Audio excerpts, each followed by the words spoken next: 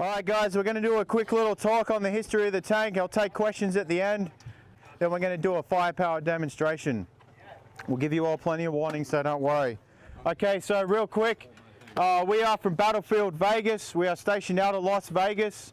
What we do is machine gun rentals, and we have an outdoor range for heavy artillery and tanks. All of our assets are available to rent. Anytime you guys come through Vegas, please stop by. We are right behind Circus. So real briefly, the tank I'm standing on is an M4A3 75mm wet storage World War II Sherman tank. This tank saw active combat with the Marine Corps on the Battle of Iwo Jima. Starting from the history of the tank, a lot of tanks at that time never actually went to the Marines. They were loaned out by the Army to the Marine Corps. So this tank was produced in May 1944 by the Fisher Body Company in Flint, Michigan. From there, the tank went down to training Marine Corps Base Pendleton, and then it followed with the 5th Tank Battalion to mission prep in Hawaii, then on to Iwo Jima. I get a lot of questions about the modifications and what's so different about this tank. The Marine Corps fought a very different war with tanks than the Army in Europe. And a lot of the reason for that is based off the different threat and then availability of assets. So a lot of the modifications you see on this tank only began coming out for Iwo Jima and Okinawa. Iwo Jima is the first part of the island campaign that was Japanese held territory. So the Japanese that were stationed on Iwo Jima swore to the emperor that they would die on that island or they would win. So when Americans found out Iwo Jima was next, that it was Japanese held soil, it was panic time. So unlike the Army in Europe that had a lot of support and a lot of supplies, and they could bring stuff forward to Normandy and put it on the truck and send it out, the Marines were very limited to what they could put on a ship and move through the island hopping campaign. So a lot of the modifications you see here are from what Marines were able to gather together at that time. So out of the 3 tank battalions on Iwo Jima, each tank battalion had its own different set of modifications purely because there was just very little availability to make everything standardized across the units. So starting with the modifications, what the Japanese would do to combat one of these tanks, so one, they had very little good tank capability on Iwo Jima. So what they relied on heavily was a Japanese anti-tank 37mm gun, and then a bunch of suicide kamikaze squads that would swarm the tank, and they were prepared to die to do so. So the easiest way they would combat the Marines on Iwo Jima is lure the tank into tight quarters down a ravine or a creek line, and then they would swarm on top of the tank at close range. So one of their very heavy assets to do this was a Japanese magnetic satchel charge. Now while this satchel charge would not effectively damage the armor on the tank, they could very easily knock out a suspension bogie or blow open one of the hatches and get into the tank and kill the Marines. So one of the fixes they came up with for that tactic was they figured that any open area or open port on the tank that could be affected by the mine, they figured if they were to create a 4-inch airspace and allow the overpressure blast wave to dissipate before it hit the hatch, the mine would not blow open the hatch. So the 5th Tank Battalion had these welded on nails here. So you get the picture now, they throw the mine, it sticks to the outer edge of the nails, and they couldn't blow the hatch. Other tank battalions use other tactics like welded on cages and things like that. However, the way we know this is a 5th Tank Battalion tank is because at the start of the battle, unit standing orders were issued to the maintenance companies in the tank battalion, and whilst they were prepping in Hawaii, they were going to do these certain modifications. So it was only the 5th Tank Battalion that had the weld-on nails. Moving down to the side of the tank and the wood, again you get the picture with the magnetic mines. The wood was there to stop the mine sticking to the tank. Moving to the back here, you see this water tank. A lot of you will notice on one side it says fuel, on the front it says water. What this is during Peleliu, one of the biggest threats the Marines faced was dehydration and going down with thirst. The infantry could not carry enough water to the front with them. So during the earlier part of the war, the M3 and the M5 Stuart tank, a much smaller tank than this one, had external fuel cells that were designed when they drove into combat. They'd pull a cable and the fuel cell would fall off the side of the tank. Well, as the war progressed, a lot of these tanks sat in surplus in Hawaii and in Guam.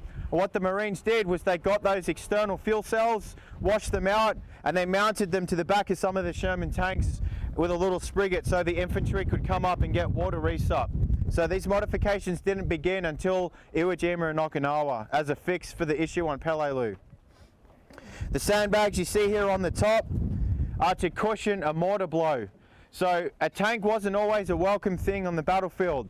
So while the infantry would be at the front fighting, when they would call forward tank support, although it's heavier armour, a heavy-duty asset to combat the enemy, when a tank turned up, that position would more than likely be mortared or DF'd with artillery. So a tank wasn't always something that was welcome.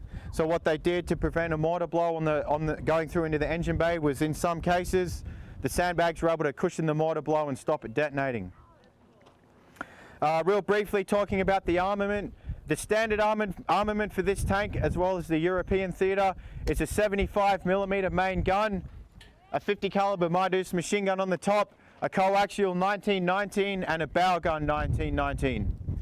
However, specific to Iwo Jima, the Navy Chemical Warfare Experimentation Unit out of Hawaii fitted out 75mm barrels with a flame tank. So they created 8 flame-throwing tanks that could throw flame over 3 football field lengths and saturate the whole side of a mountain. There were only 8 of these tanks on Iwo Jima.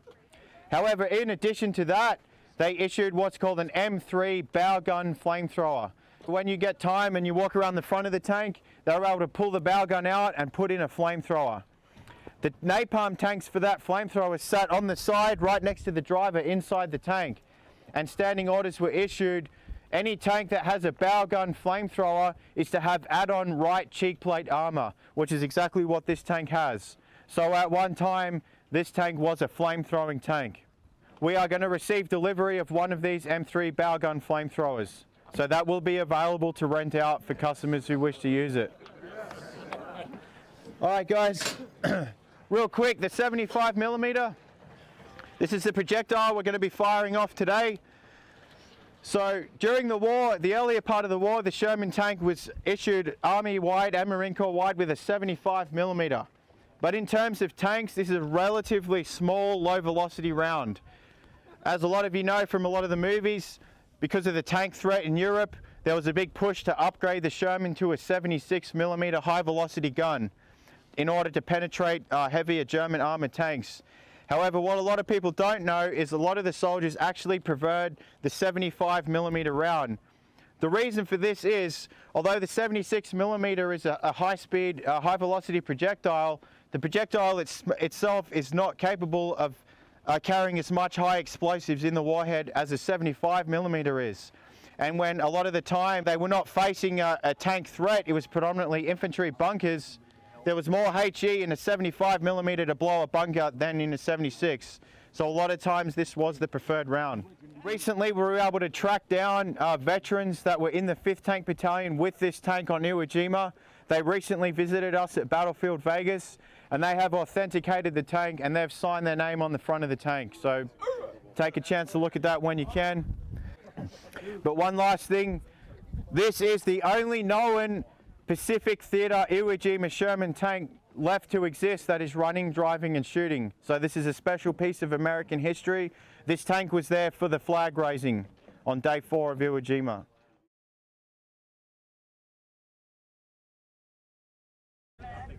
I'll come and open the hatch as soon as we're cleared. Yeah.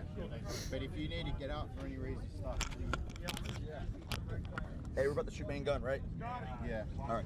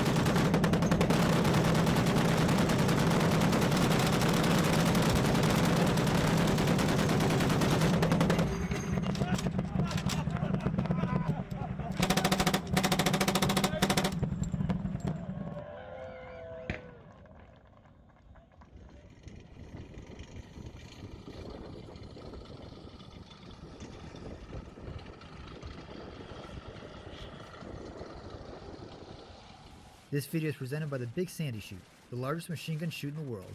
Held twice a year in northwestern Arizona with a quarter-mile firing line full of machine guns, cannons, and tanks.